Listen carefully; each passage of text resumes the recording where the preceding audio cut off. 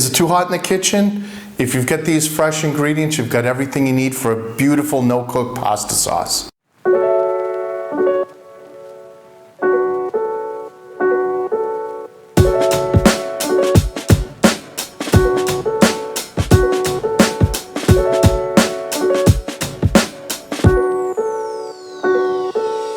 Welcome to Actually Italian. I'm Sal. I've been living in Italy for years now, and I'm really excited to teach you some authentic recipes so that you can cook like an Italian too. Everybody knows that it can get really hot in Italy, so standing over a stove and stirring a sauce is really not ideal in the summertime. And that's why this is such a great pasta to go with, just like a pesto or something like that, where you don't have to actually cook. Yeah, you have to boil the pasta, but you're not standing over the stove. It comes together in minutes, it's really fresh. It's exactly what you want to eat in the summertime, essentially. Let's jump right in and get this started.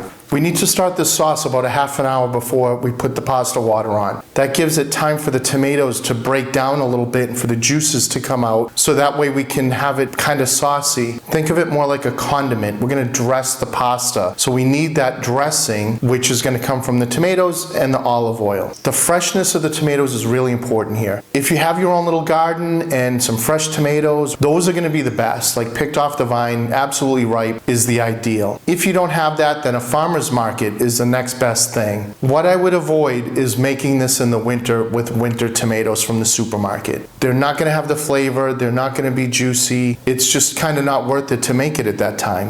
What I have right now are some Piccadilly tomatoes that are nice and sweet, they're nice and ripe. Really, whatever tomato you have that's perfectly ripe is what you should use. After I slice them, put them in the bowl, we just need to add some salt. That will get that process going to draw the moisture out.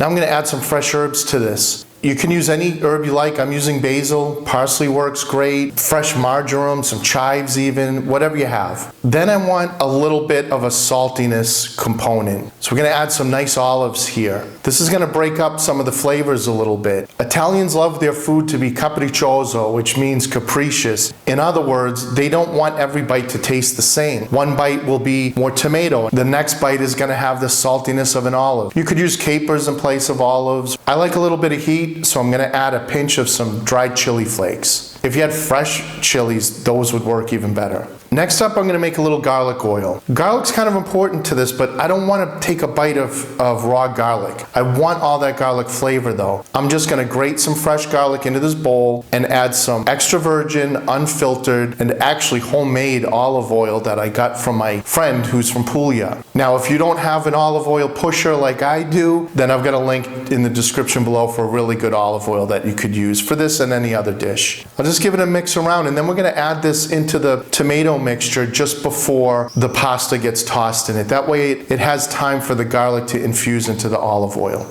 The water's boiling, ready for the pasta. I'm going to toss it right in the water. I'm using short pasta in this case. If you've made your own fresh pasta, that's the ideal situation to use that. I just checked the pasta. It's nice and al dente, so it's ready to toss into the sauce. Just before we toss this pasta in, I just want to take a spoon and give it a rough mash. This is just to make sure that I've got enough of that juice that's going to be able to coat all the pasta. All we need to do is just add that olive oil now with the garlic into the mixture, then toss the pasta in, give everything a nice toss, and it's ready to plate up.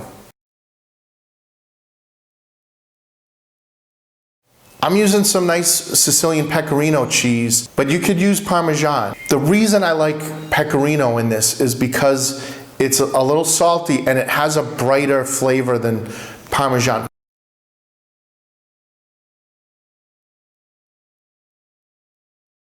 This is just so fresh and so bright and just has everything that you want in a summer pasta dish. I love the brininess of the olives, that freshness of the tomatoes, with just a little bit of acidity. I can taste the garlic too. There's just enough garlic flavor without it overwhelming the dish. And the best part is we didn't have to heat up this kitchen because it's actually really hot today. I hope you make this recipe and I hope you love it as much as I do. I hope you think this video is helpful, and if you do, make sure to give it a like and give it a share, and I'll see you in the next video.